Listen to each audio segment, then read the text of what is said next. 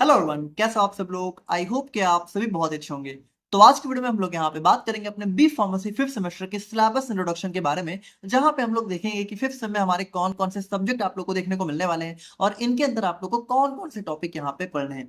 तो देखिए, यहाँ पे फिफ्थ सेम के साथ आप लोग यहाँ पे ऑफिशियली अपने बी फार्मेसी थर्ड ईयर में एंटर कर चुके हो। और यहाँ पे देखिए, थर्ड ईयर हमारा वो साल माना जाता है, या फिर कह सकते हो फिफ्थ सेम हमारा वो सेम माना जाता है जहां से आप लोग को अपने कॉम्पिटेटिव एग्जाम्स की प्रिपरेशन भी स्टार्ट कर देनी चाहिए। क्योंकि यहाँ से देखिए, यहाँ से आप लोग को जो भी सब्जेक्ट मिलने वाले हैं वो आप लोग को कॉम्पिटेटिव एग्जाम्स में भी बहुत ज्यादा देखने को मिलते हैं। तो यहाँ से देखिए, अगर आप लोग किसी भी एग्जाम को लेकर सीरियस हैं तो आप लोग को अपनी प्रिपरेशन वगैरह स्टार्ट कर देनी चाहिए। अब देखिए, अगर हम लोग फिफ्थ सेम के सब्जेक्ट की बात करें तो यहाँ पे बहुत सारे सब्जेक्ट आप लोग को फोर्थ सेम से कंटिन्यू होते हुए भी देखने को मिलेंगे और दो नए सब्जेक्ट भी आप लोग को इस बार देखने को मिलेंगे। तो यहाँ पे देखिए, कैसा क्या सिलेबस रहने वाला है, कौन सा सब्जेक्ट टफ होगा, कौन सा इजी होगा, इन सभी चीजों पे हम लोग यहाँ पे आज की वीडियो में बात करेंगे। बाकी देखिए, आप लोग को पता ही होगा कि जो फिफ्थ सेम की जितनी भी हमारी कह सकते हो वीडियोज हैं, जो भी लेक्चर्स वगैरह हैं और जो भी नोट्स हैं वो ऑलरेडी कंप्लीटेड है। आई होप कि आप लोग को इतना मालूम ही होगा। ठीक है, फिफ्थ सेम के कंप्लीट वीडियो लेक्चर्स आप लोग को हमारी प्लेलिस्ट में देखने को मिल जाएंगे और इसकी नोट्स वगैरह आप लोग को पता है हमारी वेबसाइट पर अवेलेबल है। लेकिन देखिए, यहाँ पे इस बार हमारा ये भी प्लान है कि फिफ्थ सेम की एक ऐसी वीडियो भी बनाई जाए जहां पे आप लोगों को इंपॉर्टेंट क्वेश्चंस और उनके आंसर की एक्सप्लेनेशन वीडियो टाइप थोड़ा सा प्रोवाइड करा जाए। तो आप लोग कमेंट में बताइएगा, अगर आप लोग चाहते हैं तो हम लोग थोड़ा सा इसको इस बार कंसिडर करने की सोच रहे हैं। तो बताइएगा आप लोग, अगर आप लोग इसमें इंटरेस्टेड हैं तो हम लोग यहाँ पे इस चीज पर भी जरूर ध्यान देंगे। और बाकी देखिए, अगर हम लोग यहाँ पे बात करें तो फिफ्थ सेम में आप लोग को यहाँ पे टोटल 5 सब्जेक्ट जो है देखने को मिलेंगे, जैसा कि फोर्थ सेम में भी आप लोग को देखने को मिला था। तो अगर हम लोग यहाँ पे देखें तो जैसे देखिए, यहाँ पे फिफ्थ सेम में आप लोग को मेडिसिनल केमिस्ट्री का सेकंड पार्ट पढ़ना है, जिसका फर्स्ट पार्ट आपने फोर्थ सेम में ऑलरेडी पढ़ा हुआ है। ठीक है, यहाँ पे एक नया सब्जेक्ट आ जाता है इंडस्ट्रियल फार्मेसी फर्स्ट। ठीक है, तो इसको भी आप लोग को यहाँ पे पढ़ना है। और यहाँ पे फार्माकोलॉजी का भी सेकंड पार्ट आप लोग को यहाँ पे कंटिन्यू होता हुआ देखने को मिलेगा फोर्थ सेम से। और फार्माकोग्नोसी एंड फाइटोकेमिस्ट्री, तो ये भी आप लोग की फोर्थ सेम से कंटिन्यू होते हुए यहाँ पे देखने को मिलेगी। और ये यहाँ पे थोड़ी सी यहाँ पे फार्माकोग्नोसी इस बार थोड़ी टिपिकल होने वाली है। बहुत सारे आप लोग को कह सकते हो हर्बल ड्रग्स वगैरह और उनका जो भी बायोलॉजिकल सोर्स है, तो वो सब याद करने में थोड़ी सी आप लोग को प्रॉब्लम होगी, बहुत ज्यादा है, बट हो जाएगा, इतना कोई प्रॉब्लम नहीं है। और यहाँ पे एक और नया सब्जेक्ट आता है फार्मास्यूटिकल जूरिस्प्रूडेंस। ठीक है, जो कि हमारा थोड़ा सा रूल्स एंड रेगुलेशंस, जो भी हमारी फार्मेसी फील्ड से रिलेटेड जो भी लॉज हैं, रूल्स एंड रेगुलेशंस हैं, उनके बारे में हमें यहाँ पे ये सब्जेक्ट बताता है। तो यहाँ पे देखिए, ये 5 सब्जेक्ट हैं जिनको आप लोग को यहाँ पे इस बार फिफ्थ सेम के अंदर पढ़ना है।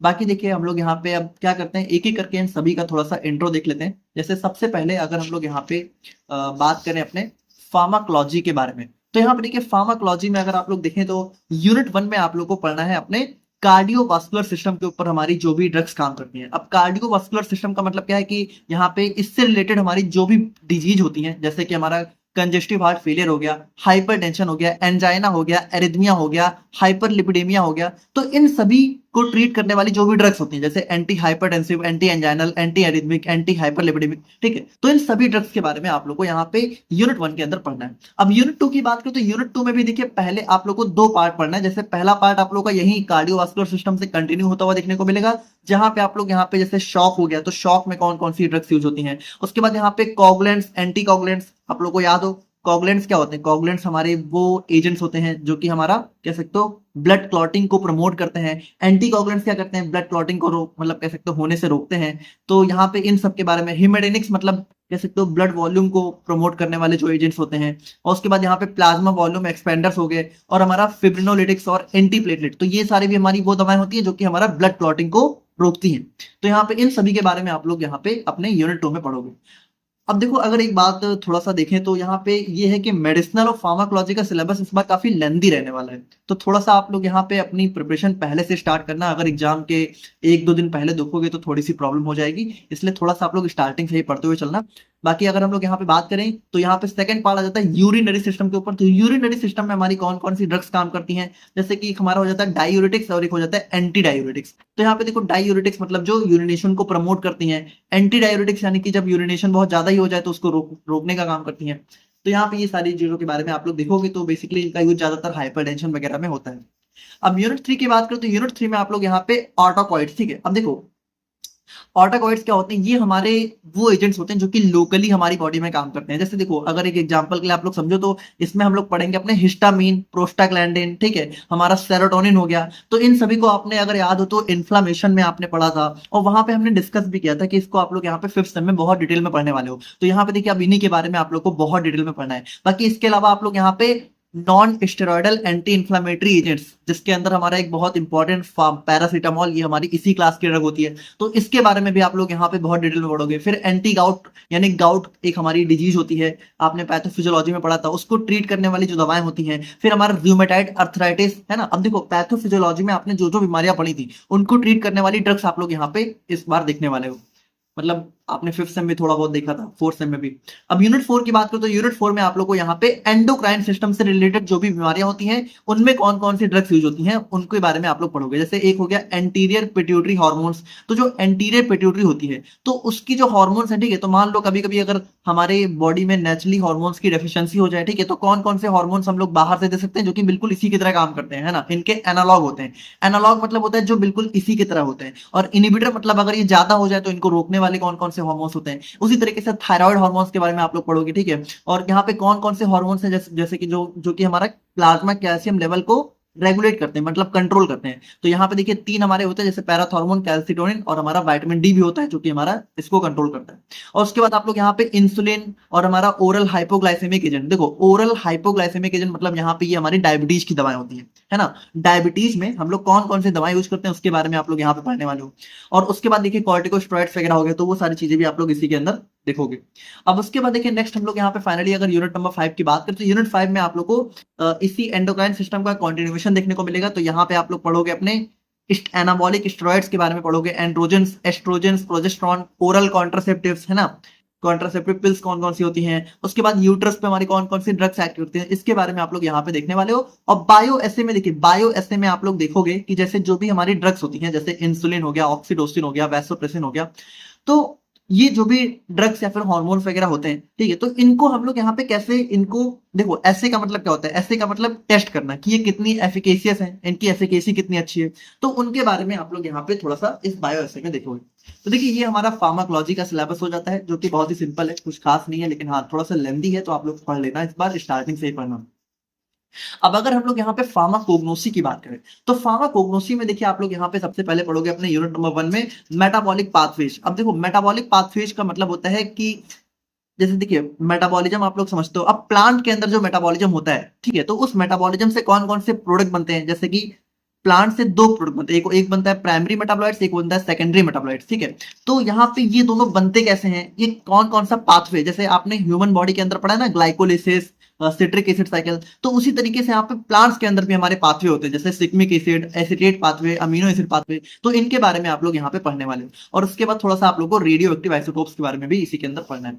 अब यूनिट 2 की बात करो तो यहाँ पे देखिए, यूनिट 2 में आप लोग यहाँ पे अब अगर देखो तो जैसे प्लांट के अंदर देखो, जब मेटाबॉलिज्म होता है तो कुछ प्रोडक्ट बनते हैं, उन्हीं प्रोडक्ट में एक होता है सेकेंडरी मेटाबॉलाइट। अब ये सेकेंडरी मेटाबॉलाइट बहुत अलग अलग टाइप के होते हैं, जैसे एल्कलॉइड्स, फिनाइल प्रोपेनाइड्स, ठीक है, वोलाटाइल ऑयल्स, टैनिन्स, रेजिन्स, ये सारे क्या है, सेकेंडरी मेटाबॉलाइट्स हैं। अब इन सेकेंडरी मेटाबॉलाइट्स के अंदर ना, जैसे ये क्या है, ये एक पूरी क्लास है, एल्कलॉइड क्या है, पूरी क्लास है। अब इस एल्कलॉइड के अंदर बहुत सारी अलग अलग टाइप की ड्रग्स होती हैं, है ना, बहुत सारी, जैसे विनका, रॉल्फिया, बेलाडोना, ओपियम।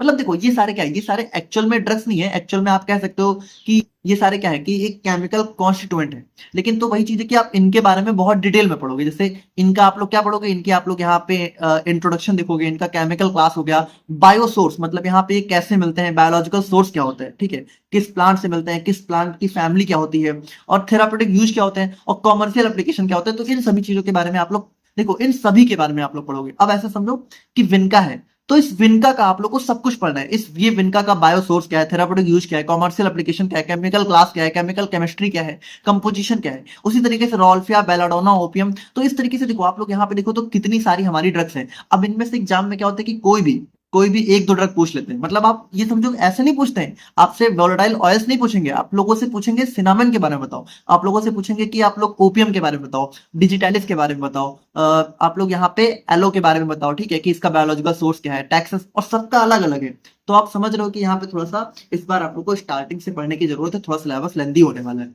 अब यूनिट 3 की बात करें तो यूनिट 3 में आप लोग यहाँ पे देखिए जो भी हमारे फाइटो कॉन्स्टिट्यूएंट्स हैं इनका आप लोग यहाँ पे पढ़ोगे कि इनको हम लोग यहाँ पे प्लांट से, ठीक है, कैसे आइसोलेट करते हैं। आइसोलेट मतलब कैसे, सबसे पहले हम लोग अलग करते हैं। जैसे देखो ये हमारे क्या है, ये कह सकते हो हमारी हर्बल ड्रग से मिलने वाले केमिकल कॉन्स्टिट्यूएंट्स है, ठीक है, हर्बल सोर्सेज से मिलने वाले। तो इनका यूज हम लोग यहाँ पे इंडस्ट्री में कैसे करते हैं, कैसे इनका यूज करके हम लोग दवाएं बनाते हैं। तो इसके लिए सबसे पहले हम लोग क्या करते हैं, सबसे पहले इनको निकालते हैं, आइसोलेट करते हैं, फिर इनको आइडेंटिफाई करते हैं कि भाई जो हमने निकाला है क्या वो वही है जो हमें चाहिए था, है ना, कहीं हमें कुछ दूसरा तो नहीं मिल गया। और उसके बाद हम लोग यहाँ पे इनकी फर्दर एनालिसिस करते हैं, हम लोग देखते हैं कि क्या ये प्योर फॉर्म में है कि नहीं है, सब कुछ अच्छा है। तो सब कुछ अच्छा होता है, उसके बाद हम लोग क्या करते हैं, उसके बाद आप लोग को, उसके बाद जो हम लोग करते हैं वो आप लोग को यूनिट 4 में पढ़ना है। यूनिट 4 में हम लोग क्या करते हैं, उसके बाद हम लोग इसका इंडस्ट्रियल प्रोडक्शन करते हैं, एस्टिमेशन करते हैं और यहाँ पे इसका यूज करते हैं, ठीक है। तो यूनिट 3 और यूनिट 4 में आप लोग पढ़ोगे कि कैसे हम लोग यहाँ पे जो भी हमारे केमिकल कॉन्स्टिट्यूएंट्स हैं इनका यूज हम लोग कैसे करते हैं इंडस्ट्री में। ये सारी चीजें आप लोग यहाँ पे यूनिट 3 यूनिट 4 में पढ़ोगे। और यूनिट 5 में आप लोग पढ़ोगे बेसिक्स ऑफ फाइटोकेमिस्ट्री। देखो इसमें आप लोग क्या पढ़ोगे, जैसे इंडस्ट्री में हम लोग क्या करते हैं, इंडस्ट्री में ये जो भी हमारे केमिकल कॉन्स्टिट्यूएंट है जो कि हमें हर्बल सोर्सेज से मिलते हैं, इनका हम लोग क्या करते हैं, इनको हम लोग निकालते हैं, इनकी आइडेंटिफिकेशन करते हैं। लेकिन ये करते कैसे हैं भाई, इसके लिए कुछ टेस्ट वगैरह होते होंगे ना, तो उन सभी टेस्ट के बारे में आप लोग यहाँ पे यूनिट 5 में पढ़ोगे। जैसे हमारा आप लोग पढ़ोगे क्रोमेटोग्राफी का थोड़ा बहुत पढ़ लोगे, ठीक है, स्पेक्ट्रोस्कोपी हो गया, और यहाँ पे कुछ हमारे मॉडर्न, मतलब कुछ हमारे कह सकते हो देखिए मॉडर्न मेथड्स यहाँ पे दे रखा है, लेकिन एग्जाम में क्वेश्चन जो है ज्यादातर हमारा क्लासिकल मेथड से आता है। तो क्लासिकल मेथड्स के बारे में आप लोग यहाँ पे ज्यादा अच्छे से पढ़ोगे, जैसे मैसरेशन वगैरह हो गया, तो उनके बारे में आप लोग यहाँ पे पढ़ोगे। तो ये हमारा फार्माकोग्नोसी का जो है सिलेबस हो जाता है। नाउ नेक्स्ट हम लोग यहाँ पे बात करें अपने फार्मास्यूटिकल ज्यूरिस्प्रूडेंस के बारे में। तो देखिए ये भी आप लोग का इस बार एक नया सब्जेक्ट देखने को मिलने वाला है। और इसमें देखिए इसमें आप लोग क्या पढ़ोगे, इसमें आप लोग पढ़ोगे कि हमारी फार्मेसी की फील्ड में कौन कौन से रूल्स एंड रेगुलेशन हमें देखने को मिलते हैं, जिनके अकॉर्डिंग यहाँ पे सारी चीजें कह सकते हो कंट्रोल में रहती हैं, कि हमारी फार्मेसी में जैसे जो दवाएं हैं, ठीक है, तो वो दवाएं अच्छी क्वालिटी की होंगी कि नहीं होंगी, उनको कौन कौन से हमारे कंट्री में कौन कौन से ऐसे रूल्स हैं जो कि डिसाइड करते हैं कि क्या चीजें हमारी कंट्री में बिकेंगी क्या नहीं बिकेगी, है ना, उसका प्राइस कितना होगा। तो इन सभी के लिए, इन सभी चीजों के लिए क्या है, हमारा एक रूल्स एंड रेगुलेशन है। जैसे मान लो आप लोग का कोई कॉलेज है, ठीक है, तो वो कॉलेज, उस कॉलेज को यहाँ पे पीसीआई का अप्रूवल मिलेगा कि नहीं मिलेगा, उसके लिए क्या होना है, उसके लिए उस कॉलेज में कुछ बेसिक रिक्वायरमेंट होनी चाहिए। तो वो रिक्वायरमेंट कौन बनाता है, तो वो सारी चीजें कैसे बनाई गई हैं, तो उन सभी चीजों के बारे में आप लोग यहाँ पे इस सब्जेक्ट में पढ़ने वाले हो। तो इसमें देखिए अगर हम लोग यहाँ पे यूनिट 1 और यूनिट 2 की बात करें, तो यूनिट 1 और यूनिट 2 पूरी की पूरी आप लोग की दी हुई है ड्रग्स एंड कॉस्मेटिक्स एक्ट के ऊपर। अब देखो ये जो एक्ट है, इस एक्ट में बेसिकली आप लोग क्या पढ़ोगे, इस एक्ट में पढ़ोगे आप लोग कि जैसे जो भी दवाएं हमारी कंट्री में इंपोर्ट होती हैं, यानी जो भी दवाएं हमारी कंट्री में बाहर से इंडिया में मंगाई जाती हैं, जो भी दवाएं हमारी कंट्री में बनती हैं, जिनकी मैन्युफैक्चरिंग होती है, जो भी दवाएं हमारी कंट्री में सेल हो रही हैं, मानी बिक रही हैं, ठीक है, और जो भी कंट्री, जो भी दवाएं, जिन जिन भी दवाओं की हमारी कंट्री में लेबलिंग हो रही है, पैकेजिंग हो रही है, तो इन सभी में, इन सभी दवाओं के अंदर कौन कौन सी क्वालिटी होनी चाहिए, है ना, कौन कौन सी ऐसी दवाएं हैं जो कि हमारी कंट्री में कह सकते हो जिनका इंपोर्ट हो सकता है, और कौन कौन सी ऐसी दवाएं जो कि प्रोहिबिटेड है, मतलब उनका इंपोर्ट नहीं हो सकता है, ठीक है, कैसे उसकी दवा की क्वालिटी कैसी होनी चाहिए, तब जाके उसको लाइसेंस मिलेगा। मतलब कह सकते हो देखो मैन्युफैक्चरिंग के लिए क्या चाहिए होता है, मैन्युफैक्चरिंग के लिए लाइसेंस चाहिए होता है, तो वो लाइसेंस कैसे मिलेगा, क्या क्या हमारी कंडीशन होती हैं, इन सभी चीजों के बारे में आप लोग यहाँ पे इस एक्ट में पढ़ने वाले हो। और यूनिट 1 और यूनिट 2 पूरा का पूरा हमारा इसी एक्ट के ऊपर दे रखा है, जिसमें आप लोग बहुत सारी चीजों के बारे में बहुत डिटेल में पढ़ने वाले हो। और इसी के अंदर आप लोग थोड़ा सा हमारी कंट्री में जो भी रेगुलेटरी बॉडीज होती हैं जो कि इन सभी चीजों को कंट्रोल करती हैं, जैसे कि हमारा ड्रग टेक्निकल एडवाइजरी बोर्ड हो गया, सेंट्रल ड्रग लेबोरेटरी हो गया, ठीक है, ड्रग कंसल्टेटिव कमेटी हो गया, और हमारा जैसे गवर्नमेंट ड्रग एनालिस्ट हो गए, तो ये लोग कैसे हमारी दवाओं की टेस्टिंग करते हैं और इनके अंदर क्या क्या क्वालिटी होनी चाहिए, ड्रग इंस्पेक्टर हो गया, इन सभी के बारे में आप लोग यहाँ पे यूनिट 1 और यूनिट 2 में पढ़ोगे। अब यूनिट 3 की बात करें, तो यूनिट 3 में आप लोग पढ़ोगे सबसे पहले अपने फार्मेसी एक्ट 1948 के बारे में। तो देखो ये जो एक्ट है, ठीक है, इसी एक्ट के अंदर आप लोग को देखिए जो भी एजुकेशन रेगुलेशन होती है, मतलब जैसे मान लो आप लोग पढ़ते हो कॉलेज में, तो कॉलेज में क्या क्या, जैसे अब कॉलेज में भाई आप लोग पढ़ रहे हो, ठीक है, तो एक अच्छी लैब होनी चाहिए, और है ना, एक अच्छा एनवायरनमेंट होना चाहिए, क्लासरूम्स अच्छे तरीके से होने चाहिए। तो ये सभी चीजें होती है तभी कॉलेज को अप्रूवल मिलता है। अब कॉलेज वाले क्या करते हैं, ज्यादातर कॉलेज वाले जब अप्रूवल मिलना होता है तो सबको सही सही करके दिखा देते हैं, और अप्रूवल मिलने के बाद क्या होता है, ना कोई लैब होती है ना कोई क्लासेज होती हैं। लेकिन एक्चुअल में देखा जाए तो देखिए अगर पीसीआई को पता चले कि ऐसा नहीं हो रहा तो उस कॉलेज को अप्रूवल नहीं मिलेगा, मिलने के बाद भी रद्द हो सकता है। लेकिन आप लोग को पता ही है ज्यादातर कॉलेजेस में क्या चल रहा है, ठीक है। तो क्या आप लोग के कॉलेजेस में लैब वगैरह होती हैं, आप लोग बताइएगा, अगर होती हैं तो आप लोग बहुत खुशकिस्मत हो, क्योंकि ज्यादातर कॉलेजेस में तो नहीं होती है, इंक्लूडिंग माई कॉलेज। छोड़िए, medicinal and toilet preparation act की बात करें तो यहाँ पे आप लोग पढ़ोगे कि जैसे यहाँ पे देखिए, यहाँ पे आप लोग बेसिकली अल्कोहल, जैसे अल्कोहल आप लोग को पता है जैसे बियर वगैरह में भी यूज होता है, ठीक है। और अल्कोहल का यूज हमारी बहुत सी दवाओं की मैन्युफैक्चरिंग में भी होता है। तो कौन सी अल्कोहल यहाँ पे दवाओं की मैन्युफैक्चरिंग में हमारा उस पर टैक्स कैसे लगता है, इन सभी के बारे में आप लोग यहाँ पे इस एक्ट के अंदर पढ़ोगे। फिर आप लोग पढ़ोगे narcotic drugs and psychotropic substance act. तो यहाँ पे आप लोग पढ़ोगे जो भी हमारी नशीली दवाएं होती है ना, नार्कोटिक ड्रग्स यानी कि जो भी हमारी ऐसी दवाएं होती है जो कि एडिक्टिव नेचर की होती हैं, जिनसे पेशेंट को एडिक्शन हो सकता है, तो उन पे कैसे कंट्रोल होता है ना, कौन उनको बेच सकता है, कौन उनको रख सकता है, क्या क्या रूल्स एंड रेगुलेशंस होते हैं, उनके बारे में आप लोग यहाँ पे इसके अंदर पढ़ोगे।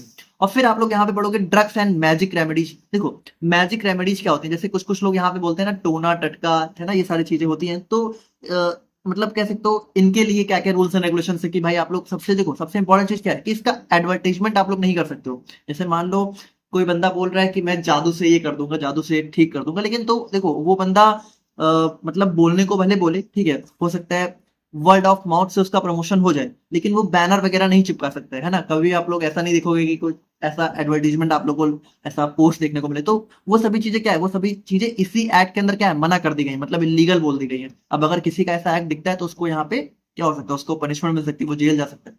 तो ये सारी चीजें, उसके बाद आप लोग देखोगे कि जो एनिमल्स हैं, ठीक है, तो एनिमल्स के अंदर यहाँ पे कह सकते हो एनिमल्स के ऊपर कितनी क्रुएल्टी, कह सकते हो एनिमल्स के ऊपर क्रुएल्टी ना हो, तो उसके लिए भी हमारा एक एक्ट बनाया गया था, prevention of cruelty to animals, है ना। जैसे आप लोग को पता है कि जो हमारी प्री क्लिनिकल ट्रायल्स होते हैं उनमें क्या होता है, उनमें हम लोग एनिमल्स के ऊपर दवाओं की टेस्टिंग करते हैं। लेकिन उन दवाओं की टेस्टिंग करते समय भी हमें किन किन बातों का ध्यान रखना चाहिए, उन सभी चीजों के बारे में आप लोग यहाँ पे इसके अंदर पढ़ोगे। और फिर आप लोग पढ़ोगे नेशनल फार्मास्यूटिकल प्राइसिंग अथॉरिटी, मतलब यहाँ पे ये हमारी वो अथॉरिटी होती है जो कि डिसाइड करते हैं कि जो भी दवाएं हमारी कंट्री में बिक रही है उनका प्राइस कितना होना चाहिए, है ना, ताकि दवाएं बहुत महंगी ना हो जाए सभी लोगों के लिए।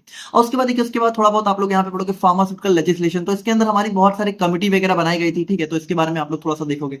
और उसके बाद यहाँ पे कोड ऑफ फार्मास्यूटिकल एथिक्स। तो यहाँ पे देखिए एथिक्स का मतलब क्या होता है कि जैसे जो भी फार्मासिस्ट है वो अपनी जो भी जॉब है वो अच्छे से करे, उसके लिए यहाँ पे क्या होता है कि भाई उसको कुछ एथिकल गाइडलाइंस को फॉलो करना होता है। तो कौन कौन से एथिकल गाइडलाइंस होती है उन सभी के बारे में आप लोग पढ़ोगे। फिर यहाँ पे देखिए medical termination of pregnancy act, यानी मान लीजिए कोई लेडी प्रेग्नेंट है और वो चाहती है कि वो प्रेग्नेंट मतलब वो अपनी प्रेगनेंसी को टर्मिनेट करना चाहती है, मतलब अबॉर्शन कराना चाहती है। तो अबॉर्शन कराने के लिए कौन कौन से रूल्स हैं, है ना, किन किन लोगों को जरूरत होती है, क्या एज होती है, उन सभी के बारे में आप लोग यहाँ पे पढ़ोगे। और राइट टू इन्फॉर्मेशन एक्ट में आप लोग पढ़ोगे कि जैसे मान लो हमारी कंट्री में कुछ भी हो रहा है, ठीक है, मान लो कोई सड़क बन रही है या फिर कुछ भी, कोई भी मान लो कोई भी इंफ्रास्ट्रक्चर बिल्ड हो रहा है जो कि हमारी गवर्नमेंट कर रही है, तो वहां पे कितना बजट उसके लिए आया, ठीक है, कौन कौन से लोग इन्वॉल्व हुए, किसको टेंडर गया, तो इसकी सभी की इंफॉर्मेशन आप लोग को यहाँ पे मिल सकती है। आप लोग का हक है कि आप वो इन्फॉर्मेशन जान सकते हो। और ये सारी चीजें हमारी राइट टू इन्फॉर्मेशन एक्ट के अंदर आप लोग पढ़ोगे कि आप कैसे, आप लोग का हक है, आप लोग सभी चीजों के बारे में जान सकते हो कि जो भी गवर्नमेंट पॉलिसीज होती हैं तो उस पॉलिसीज में कितना बजट आता है, कौन कौन से लोग अपॉइंट किए गए, ठीक है, कितना खर्चा कहाँ हुआ, तो ये सभी चीजें आप लोग यहाँ पे जान सकते हो इस एक्ट के अकॉर्डिंग। और उसके बाद हमारा नेक्स्ट आ जाता है इंटेलेक्चुअल प्रॉपर्टी राइट्स। तो इसमें आप लोग पढ़ोगे जैसे हमारा पेटेंट वगैरह होता है ना, और आप लोग पढ़ोगे जैसे कॉपीराइट वगैरह होता है। तो इन सभी चीजों के बारे में आप लोग पढ़ोगे कि मान लो किसी की कोई प्रॉपर्टी है, या मान लो किसी कंपनी ने कोई दवा बनाई, अब अगर उसने पहली बार डिस्कवर करी है तो उसको पेटेंट मिल जाता है। तो वो पेटेंट कैसे मिलता है, कब तक रहता है, उसकी क्या ड्यूरेशन होती है, इन सभी चीजों के बारे में आप लोग यहाँ पे इस यूनिट नंबर 5 में पढ़ोगे।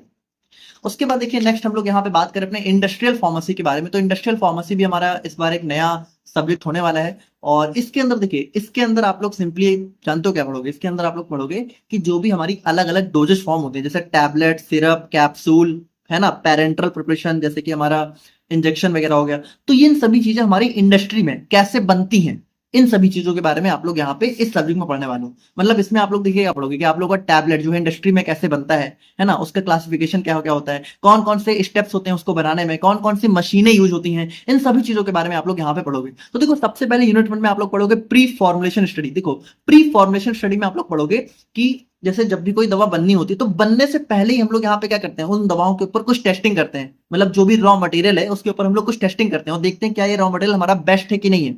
तो उसके लिए हम लोग कुछ प्री फॉर्मुलेशन, देखो फॉर्मुलेशन से पहले की जो स्टडी होती है उसको हम लोग बोलते हैं प्री फॉर्मुलेशन। तो इसके अंदर हम लोग यहाँ पे दवाओं की कुछ फिजिकल और केमिकल प्रॉपर्टीज पढ़ते हैं, इसके बारे में आप लोग यहाँ पे पढ़ोगे। और यूनिट 2 में आप लोग यहाँ पे टैबलेट्स के बारे में बहुत डिटेल में पढ़ोगे कि टैबलेट हमारी बनती कैसे इंडस्ट्री में, कौन कौन से इक्विपमेंट यूज होते हैं। फिर आप लोग यहाँ पे देखोगे कि जो हमारी लिक्विड डोजेस फॉर्म होती है ये कैसे बनती है, कौन कौन से इक्विपमेंट होते हैं, ठीक है, क्या क्या प्रोसेस होता है। उसके बाद यूनिट 3 में आप लोग कैप्सूल्स के बारे में पढ़ोगे। तो कैप्सूल्स आप लोग को पता है दो तरह के होते हैं, एक होता है हार्ड है ना, एक एक हमारा हार्ड कैप्सूल होता है, एक उधर सॉफ्ट कैप्सूल होता है। तो यहाँ पे इन दोनों के बारे में आप लोग यहाँ पे पढ़ोगे कि दोनों कैसे बनते हैं इंडस्ट्री में, कैसे कैसे इसका क्लासिफिकेशन क्या होता है, यूज कैसे होता है। और उसके बाद पैलेट्स, देखिए पैलेट्स भी हमारी एक डोजेज फॉर्म होती है जिसके बारे में आप लोग यहाँ पे पढ़ोगे। बहुत ही स्मॉल हमारी कह सकते हो राउंड शेप की डोजेज फॉर्म होती है जिनका यूज हम लोग यहाँ पे कैप्सूल्स की फिलिंग वगैरह में भी करते हैं।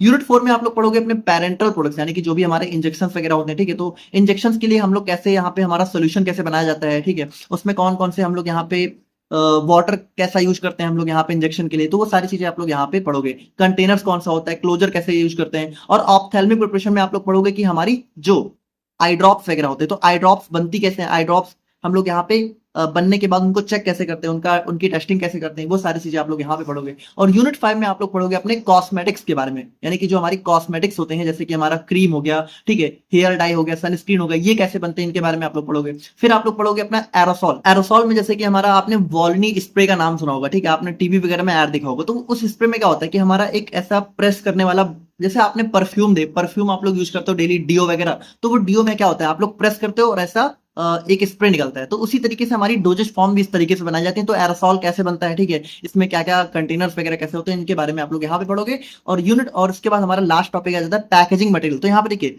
जो भी दवाएं हम लोग बनाते हैं तो उनके लिए हम लोग कौन कौन से पैकेजिंग मटेरियल्स का यूज करते हैं, उसके बारे में आप लोग यहाँ पे यूनिट नंबर 5 में पढ़ने वाले हो।